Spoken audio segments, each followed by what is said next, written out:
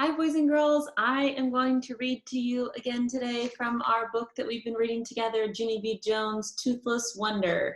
We are on chapter 7. We have read all the way 1 through 6 already, and so far a lot has happened. Junie B lost her front tooth, so she was the first kid in her class to lose her front tooth, and she wasn't so sure what to think about that because she wasn't sure if she was going to look funny or people were going to make fun of her. And then now, after she lost her tooth, she's trying to figure out what she thinks about the tooth fairy, because she's heard some different stories about the tooth fairy and she's not so sure she wants to give her tooth to the tooth fairy, even though her mom and dad are telling her to. She's wanting to keep it and bring it to school for her friends to see. And her mom and dad don't think that's a good idea. So now we are on chapter 7, and the title of this chapter is A Stumper. So there's no pictures yet to show you, but remember, in your mind, you should be visualizing and putting a picture in your mind of what you think all the characters look like and what the setting looks like and what is happening in the story. So let's get started. The next morning was school. I put my spit cup into my backpack, and I took it to my bus stop, because Mother said I couldn't take my tooth. But the spit cup was Grandpa's idea. I saved Herb a seat. Then I bounced up and down real excited, because I couldn't wait for him to see me, of course. Finally, we got to his bus stop. I waved to him from the window. Then, I leaned my face real close to the glass, and I smiled my biggest smile. Herb's eyeballs popped out of his head. He ran to the bus zippity quick. "It came out, Herb, it came out," I said. "My tooth came out on Friday, and it's been out ever since." I smiled for him again. "See me, Herb? See how I look? I look fascinating, right? I don't look like Uncle Lou, hardly." Herb's eyeballs kept popping out at me. "Whoa," he said. "Wow." I laughed at that nice comment.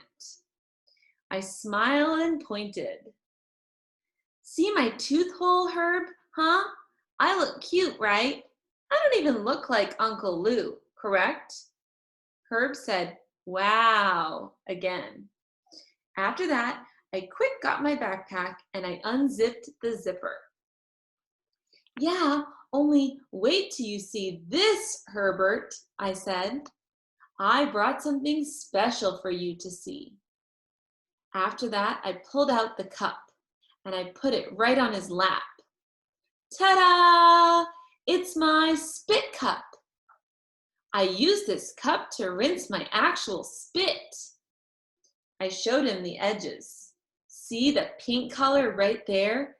That pink is from the bleeding. Herb's face did not look delighted. "Okay, thank you," he said. "Now, please get it off of me now." I got it off. "But I thought you would like it," I said, very disappointed. Herb patted me. "Live and learn," he said. Pretty soon his face got normal again. "So, how much money did you get from the fairy, Junie B?" he asked. "Did you get a lot of cash?" My stomach did a flip-flop at that question, because I didn't want to discuss that matter, of course.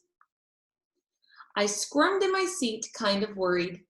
Then I looked out the window, and I didn't talk. Herb tapped on me. "What's wrong, Junie B?" he said. "How come you're not answering me? The fairy did come, right? She didn't forget you, did she?" I looked all around. Then I scooted next to him very close, and I quieted my voice to a whisper. "Yeah, only I can't discuss that matter, Herb," I said, "'cause I know stuff about that fairy." "Stuff? What kind of stuff?" he asked. I whispered even softer. "Sorry," I said, "but I have to keep it a secret." So please don't ask me any more questions, and I mean it. All right, I forgot to show you this picture on this page. So there's Junie B showing her spit cup to Herb.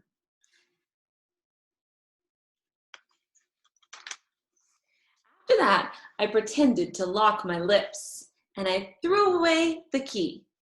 I saw that on TV once. Herb looked annoyed at me. I unlocked my lips again. Don't be mad at me, I said. I can't help what I know, Herb. And anyway, all you have to do is think about it, because the fairy doesn't make sense. Herb scratched his head. What do you mean she doesn't make sense? Why doesn't she? I crossed my arms. Because what does that fairy do with the teeth, Herbert, huh? Did you ever ask yourself that problem? Why would a fairy pay money for teeth when she doesn't even use them? It sounds kind of fishy, don't you think? Herb just stared at me. Well, I said, do you know the answer, Herb? A fairy wouldn't just throw the teeth in the garbage, would she? 'Cause that doesn't even add up. Only nobody knows what she does with them. Apparently not even you, I bet. Herb wrinkled his eyebrows. I never thought about it, he said.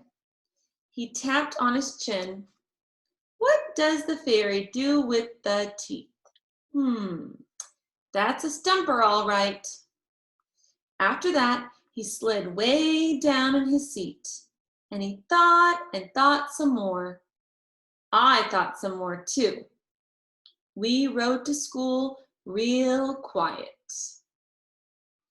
All right, now we are on chapter 8. Chapter 8 is titled Smiling. So I think she's about to get to school. Let's see what happens when all the kids at school find out about her teeth. Her tooth.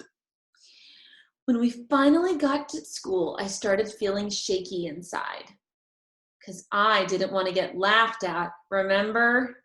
Plus, I was still concerned about fruit throwing. I closed my mouth real tight and I walked back to my desk. Lenny smiled and waved at me. I waved back. Then very slow, I did a shy smile.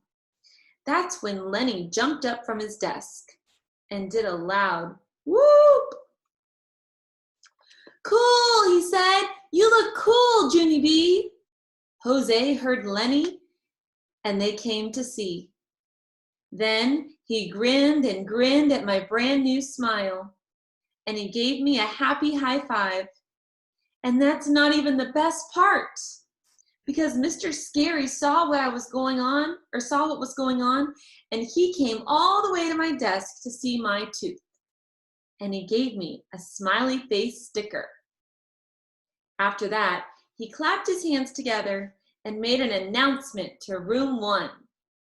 He told them I lost my tooth, and he asked me to stand up and show them my special new smile.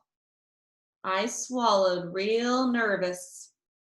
Then I stood up kinda jittery and I opened my lips a teensy bit so the children could see my tooth hole. And you know what? Room 1 was happy for me. All of them smiled real nice. All except May, of course. May just rolled her eyeballs. So there's all of her friends at school.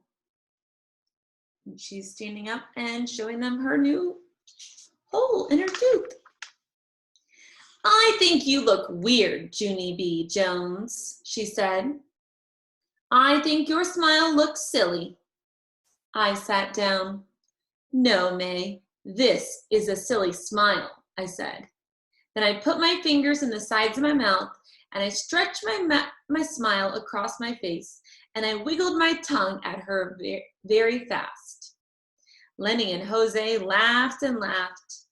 And guess what? At lunchtime, I made my smile even funnier, because Lenny gave me a raisin, and I put it right in my tooth hole and stuck it there. Very hilarious. Shirley laughed her head off at that joke. I am beginning to enjoy that girl. So how much did the tooth fairy leave you? She said. Did you get a bundle? Yeah, said Lenny. I was wondering that too. I started feeling squirmy again. I looked at Herb, kind of worried. He tried to explain the matter to them. Well, Junie B didn't exactly leave her tooth for the tooth fairy yet, he said. All the children looked at me. Why, they said. Why didn't you leave it, Junie B? I squirmed some more. Then finally I took a deep breath. I've got issues with that fairy, that's why, I said, kind of quiet. Issues, said Lenny. What kind of issues? I swallowed real hard. Issues, like, well, you know, like, what did she do with the teeth, for instance? I said. For a minute, nobody said anything. Then Maid made the cuckoo sign at me. What does the fairy do with the teeth, she said. What kind of silly issue is that? I flashed my angry eyes at that girl.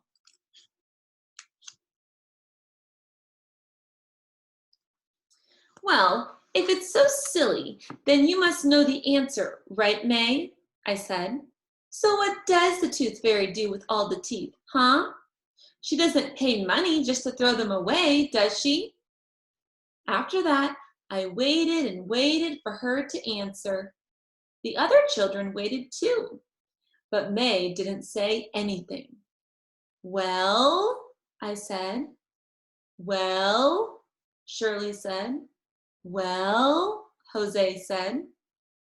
Finally, May's face turned red, and she went to get a drink of water.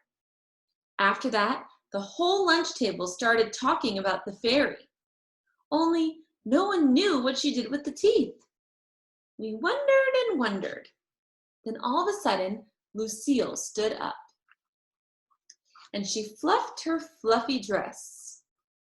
Well, guess what? I don't really care what the tooth fairy does with the teeth. All I care about is how much money she leaves. She looked at room 1. You're nothing without money, people. Remember that, she said. I tapped my fingers on the table, kind of annoyed.